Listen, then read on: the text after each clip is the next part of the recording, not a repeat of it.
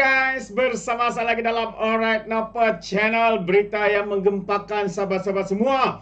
Kalau beberapa hari yang lalu kita mendengar tindakan mengejutkan daripada Tengku Zafrul, yang mana beliau meletak jawatannya di dalam UMNO Selangor, dan ramai yang membuat spekulasi sebab penyebab kenapa Tengku Zafrul meletakkan jawatan. Jadi hari ini sahabat semua, saya mau berkongsi dengan anda sebab dan rupanya inilah sebab mengapa Tengku Zafrul meletakkan jawatan. Jadi tanpa buang masa, saya ingin membawakan anda untuk mendengar kenyataan daripada Tengku Zafrul ini. Tapi sebelum itu jangan lupa juga untuk terus support Alright Napa Channel dengan cara tekan butang subscribe, like dan juga share video-video yang ada dalam channel ini.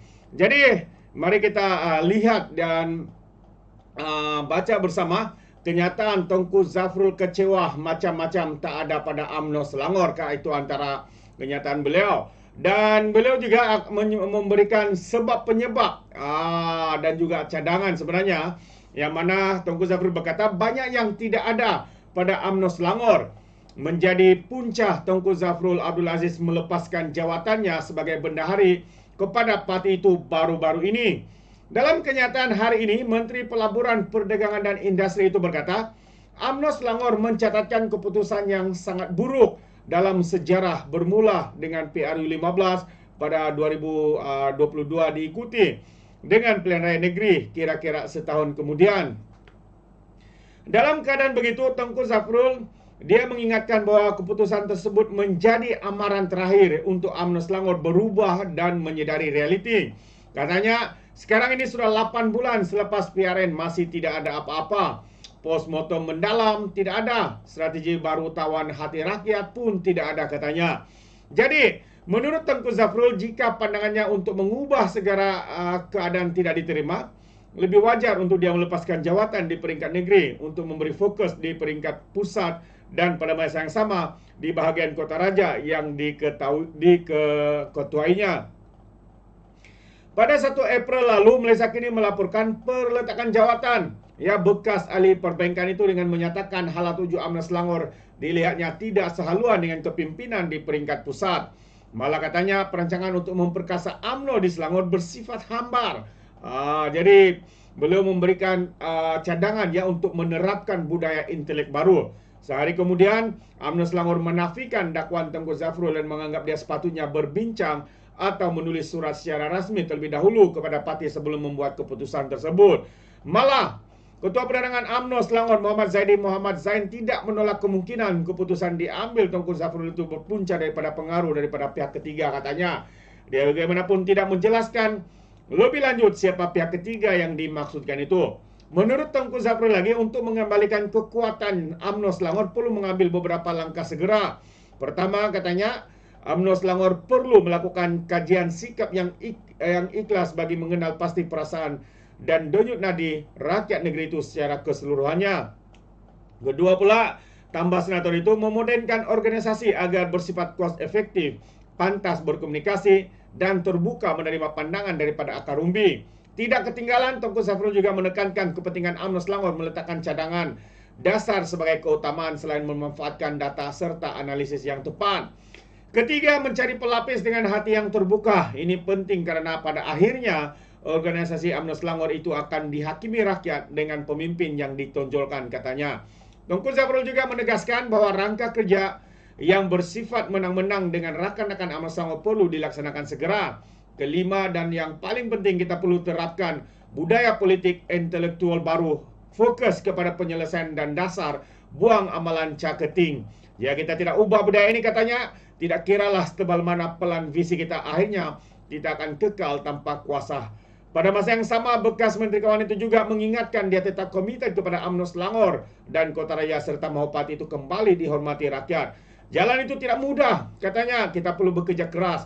Tetapi inilah resam perjuangan dan impian yang wajib dilaksanakan. Itu antara beberapa poin yang dinyatakannya oleh Tengku Zafrul untuk memperbaharui juga meningkatkan efektifnya parti itu khususnya di negeri Selangor. antara sebab penyebab lah, dan juga bukan saya memberikan sebab tapi memberikan cadangan sebenarnya bagaimana ya UMNO Selangor ini dibangkitkan ataupun bangkit daripada perkara-perkara yang berlaku ya. Kita boleh lihat di dalam beberapa sirih pilihan raya, pilihan raya negeri dan juga pilihan raya kecil, pilihan raya yang baru-baru berlaku ini. Dan itu antara perkara yang menarik ya untuk saya kongsikan bersama dengan anda sahabat semua. Dan sebelum saya mengakhiri, saya juga ingin kongsikan satu perkongsian yang menarik daripada pihak polis di Raja Malaysia. Jadi kita beralih sedikit ya berkaitan dengan isu yang memberikan kekhawatiran ya kepada rakyat sehingga ada yang menjadi korban mangsa ya di dalam perlakuan ini. Jadi polis menyatakan abaikan panggilan tak dikenali, elak scammer.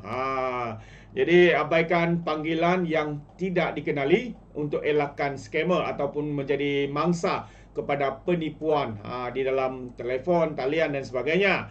Jadi pengarah Jabatan Siasatan Jenayah Komersial Bukit Aman Datuk Seri Ramli Muhammad Yusof menasihatkan orang ramai agar mengabaikan panggilan yang diterima daripada pihak yang tidak dikenali. Beliau berkata ini kerana telah terbukti dengan menjawab satu panggilan berdurasi kurang daripada 10 minit, ia boleh menyebabkan seseorang itu kerugian puluhan ribu ringgit.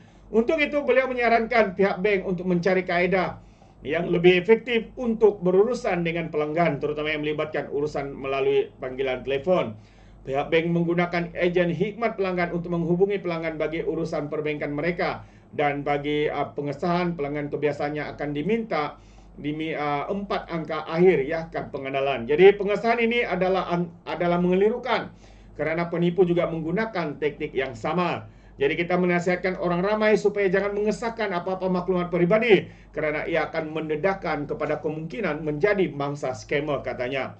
Dalam pada itu, Ramli turut menggalakkan orang ramai untuk menyebarkan informasi mengenai taktik penipuan dalam talian pada ahli keluarga supaya menimbulkan kesedaran. Perkongsian semua jenis modus operandi penipuan dengan ahli keluarga semasa menziarah di hari raya di mana sebaran komunikasi secara bersemuka adalah lebih berkesan untuk memberi kesedaran antara satu sama lain.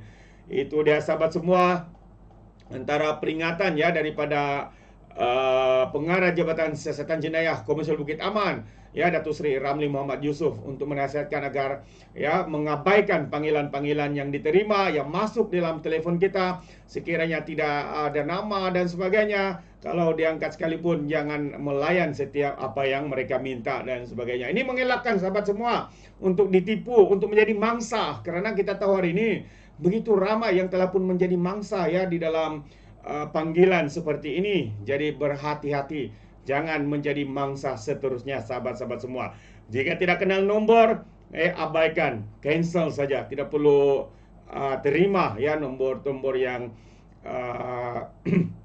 masuk sebagai panggilan di dalam telefon kita. Ya, satu info yang terbaik daripada pihak polis. Jadi kita ucapkan tahniah dan terima kasih untuk peringatan ini. Jadi sahabat semua, sampai di sini saja. Sekiranya Anda memberikan sebarang komen, pandangan, Anda boleh berikan di dalam ruangan komen. Jadi terima kasih. Izinkan saya untuk mengundurkan diri, dan seperti biasa peribahasa mengatakan, apapun gangkap 2 tahun keinginan, dalam bahasa Melayunya tepuk dada, tanya selera. Sekian daripada Orang Dapat Channel. Kita berjumpa lagi. Bye-bye.